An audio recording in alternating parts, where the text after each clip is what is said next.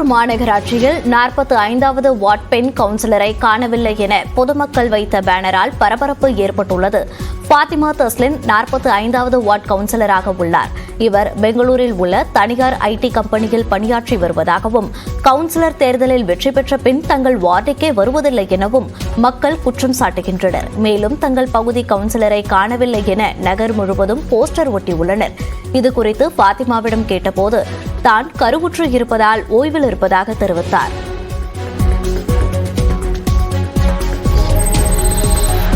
வீட்டுமனை பதிவிற்கு தடையின்மை சான்றிதழ் வழங்க லஞ்சம் வாங்கிய திருவெண்ணைநல்லூர் பேரூராட்சி செயல் அலுவலர் கைது செய்யப்பட்டார். விழுப்புரத்தைச் சேர்ந்தவர் ரியல் எஸ்டேட் அதிபர் சேட்டு.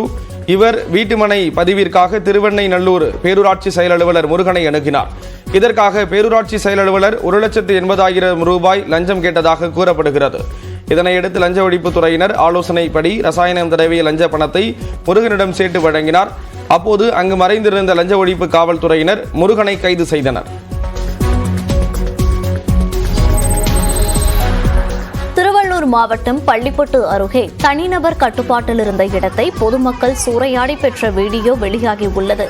கோணசமுத்திரம் கிராமத்தில் வசித்து வரும் பாக்கியராஜ் என்பவர் அரசுக்கு சொந்தமான நிலத்தில் கொய்யா, வாழை உள்ளிட்ட மரங்களை வைத்து 25 ஆண்டுகளாக ஆக்கிரமித்து வந்ததாக குற்றம் சாட்டப்படுகிறது.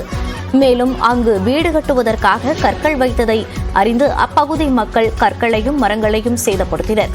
இதுகுறித்து நடவடிக்கை எடுக்க கோரி காவல் நிலையத்தில் பாக்கியராஜ் புகார் அளித்தார்.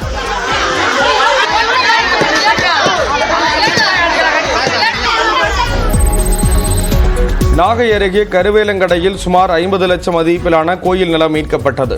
ஸ்ரீ ஸ்ரீராம ஐயனார் கோயிலுக்கு சொந்தமான 10 சென்ட் நிலத்தை ஒரு சிலர் ஆக்கிரமித்து வந்ததாக கூறப்பட்டது. இதையறிந்த இந்து சமய அறநிலையத்துறை இணை ஆணையர் குமரேசன் தலைமையிலான அலுவலர்கள் சம்பவ இடத்திற்கு வந்து நிலத்தை அளவீடு செய்தனர். அப்போது கோயில் நிலம் ஆக்கிரமிப்பு செய்தது உறுதி செய்யப்பட்டதை அடுத்து 50 லட்சம் மதிப்பிலான கோயில் நிலம் மீட்கப்பட்டது.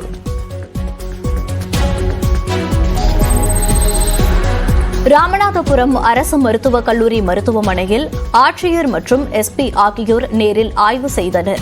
தமிழ்நாடு அரசு மருத்துவக் கல்லூரி மருத்துவமனைகளில் பாதுகாப்பு குறித்து ஆய்வு செய்யப்பட்டு வருகிறது.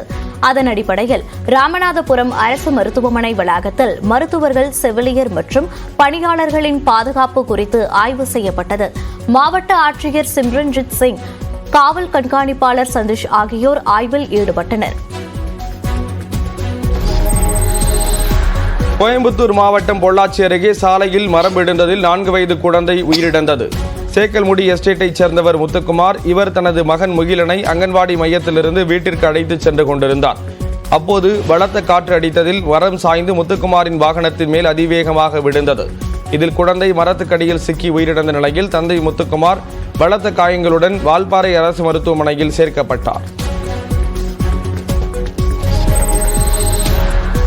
தமிழ்நாடு அரசின் ஓய்வூதிய திட்டத்தில் இணைக்க வலியுறுத்தி தமிழ்நாட்டின் பல்வேறு இடங்களில் ஊராட்சி செயலாளர்கள் போராட்டத்தில் ஈடுபட்டனர். மயிலாடுதுறை மாவட்ட ஆட்சியர் அலுவலகம் முன் திரண்ட ஊராட்சி செயலாளர்கள் கவன ஈர்ப்பு ஆர்ப்பாட்டத்தில் ஈடுபட்டனர். போராட்டத்தில் பங்கேற்ற 50க்கும் மேற்பட்ட ஊராட்சி செயலாளர்கள் கோரிக்கையை வலியுறுத்தி முழக்கங்களை எழுப்பினர்.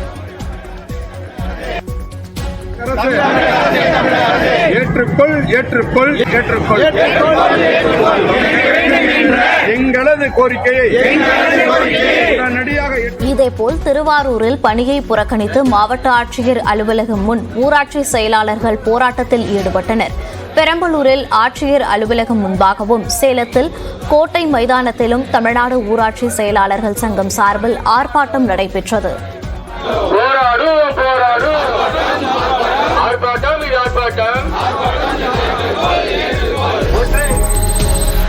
நீலகிரி மாவட்டத்தில் கூடலூர் மற்றும் அதன் சுற்றுப்பகுதிகளில் உள்ள பள்ளிகளில் மாவட்ட ஆட்சியர் பவியா ஆய்வு மேற்கொண்டார்.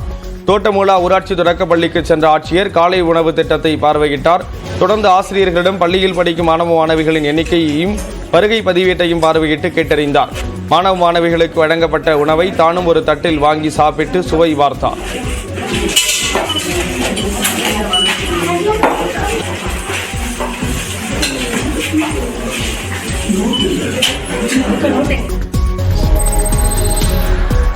நெல்லை மாவட்டத்தில் வழக்கறிஞர் சரவணராஜ் படுகொலை செய்யப்பட்டதை கண்டித்து வழக்கறிஞர்கள் போராட்டத்தில் ஈடுபட்டனர். ஸ்ரீவைகுண்டம் அருகே உள்ள புளியங்குளத்தை சேர்ந்த வழக்கறிஞர் சரவணன்ராஜ் ரியல் எஸ்டேட் நிறுவனத்தின் இடப்பிரச்சினை சம்பந்தமாக வழக்குகள் நடத்தி வந்தார். இது தொடர்பாக நில உரிமையாளரிடம் நடந்த வாக்குவாதத்தின் போது வழக்கறிஞர் கொல்லப்பட்டார். இதனை கண்டித்தும் அவரது மனைவிக்கு அரசு வேலை வழங்க வேண்டும் என வலியுறுத்தி மாவட்ட நீதிமன்றம் முன்பாக 100க்கும் மேற்பட்ட வழக்கறிஞர்கள் சாலை மறியல் போராட்டத்தில் ஈடுபட்டனர்.